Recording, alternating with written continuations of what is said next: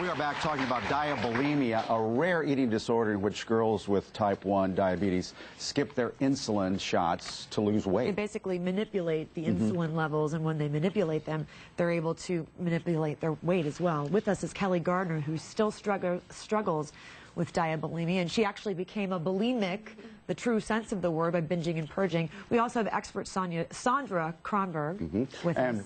Yeah, before the break, we ran that tape of another Kelly with diabulimia who now needs a 4-organ transplant. And that Kelly Stafford, was to share her story, as we mentioned, with us this morning here in her studio. But yesterday she was hospitalized with a blood infection. Luckily, she's going to be joining us by phone from the hospital. And also joining us in our studio are Kelly's parents, Angela and Stephen Wenzel, who saw on the tape as well. But Kelly, can you hear us? Yeah. How are you doing? Very nauseous. Very nauseous. I'm throwing up since 5 o'clock this morning. Wow.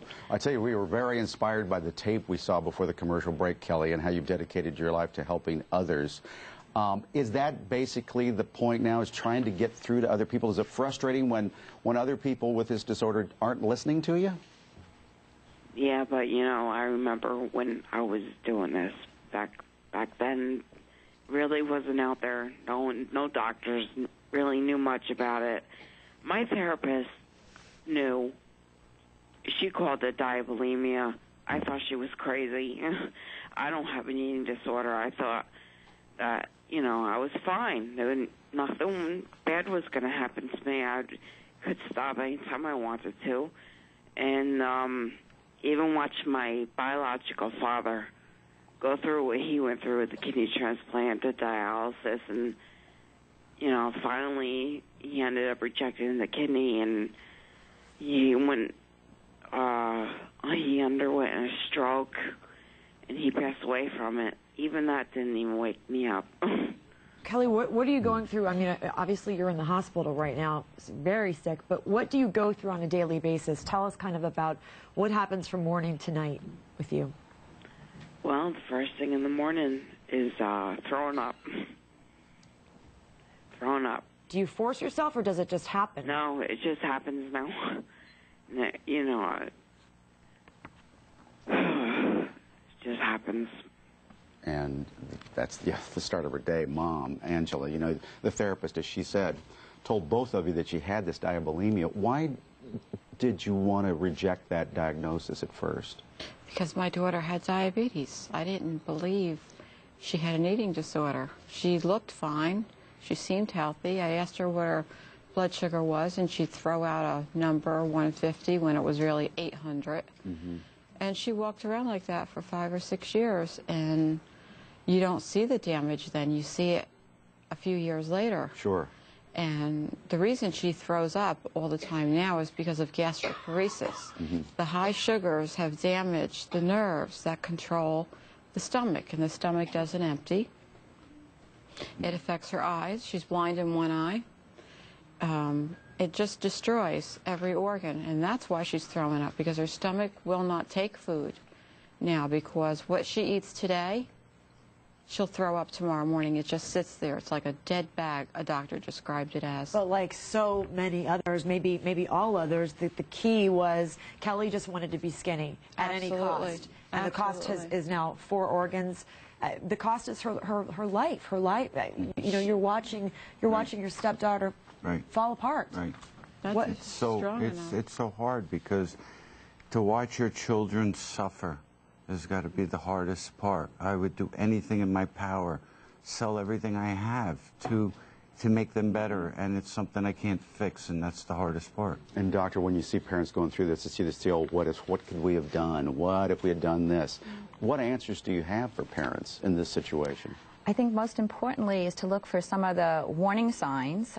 We want to look for weight loss. We want to look for changes in eating habits. We want to look for lethargy. We want to look for changes in thirst.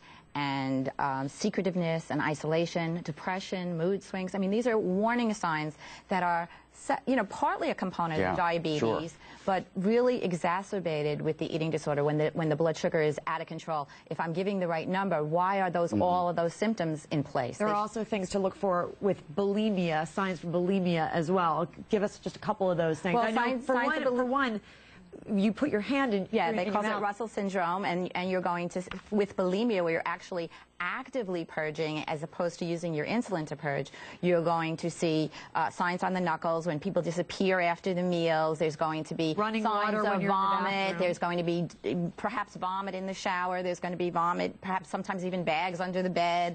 There's going to be use of laxatives, and your teeth begin to decay a diuretics. little The bit. dentist would see signs of teeth decay. I mean, these are all forms of bulimia. Bulimia is a way of where you take things in and then have to get rid of it. And it's very scary because it is a common. specialized form of that, Sure, and very easy to come upon when you know as a child you've been watching your food and watching your insulin. You're very, very focused on this. So it makes sense that you'd move to the This next reminds step. you how powerful the disorder is, to have people willing to kill themselves to be thin.